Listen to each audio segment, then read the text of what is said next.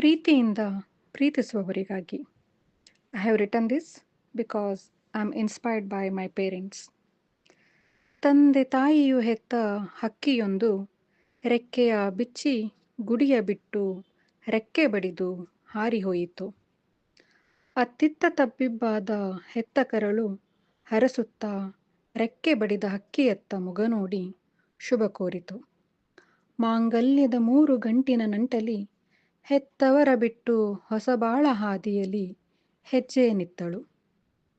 ಅತ್ತೆ ಮಾವನ ಮನೆಗೆ ಬಂದು ಬಾಳ ದೀಪವ ಹಚ್ಚಿ ವಾಸ್ತವದ ನೋಟದಲ್ಲಿ ಕಷ್ಟ ಸುಖವನ್ನೆರಡೂ ಸಮನಾಗಿ ಎದುರಿಸಿದಳು. ಅಪೇಕ್ಷೆ ಏನೂ ಇಲ್ಲ. ಇತ್ತ ಅತ್ತೆ ಮಾವ, ಅತ್ತ ತಂದೆ ತಾಯಿ, ಎರಡೂ ಮನೆ ತೂಕದ ಸಮಪಾಲು ಎಂದರಿತಳು. ಹಬ್ಬಕ್ಕೆ ಬಂದಾಗ ತವರು ಮನೆಯಲ್ಲಿ ಅದೇನೋ ಹೊಸ ಸ್ವಾಗತ ನೋಡಿ ಸಂತಸ ಹಾಗೂ ಕಣ್ಣಂಚಲಿ ಒಂದು ಬಿಂದು.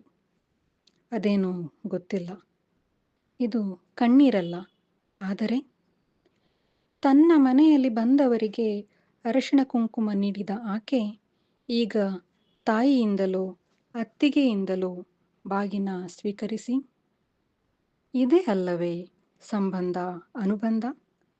ತನ್ನ ತಾಯಿಯೂ ಹೀಗೆ ತವರ ಬಿಟ್ಟು ಹೊಸ ಜೀವನ ರೂಪಕ್ಕಾಗಿ ಗಂಡನ ಮನೆಗೆ ಬಂದವಳಲ್ಲವೇ ಎಂದು ಸುಮ್ಮನೆ ಪಿಸುನಕ್ಕುತ್ತಾ ಕುಶಲೋಪಚಾರವ ಕೇಳಿ ಮತ್ತೆ ಗಂಡನ ಅಲ್ಲಲ್ಲ ತನ್ನ ಮನೆಗೆ ಹೆಜ್ಜೆ ನಿತ್ತಳು.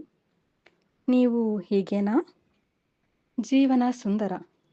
ತವರು ಮತ್ತು ಗಂಡನ ಮನೆ ಒಂದಾಗಿ ನೋಡಿದಾಗ ಏನಂತೀರಾ?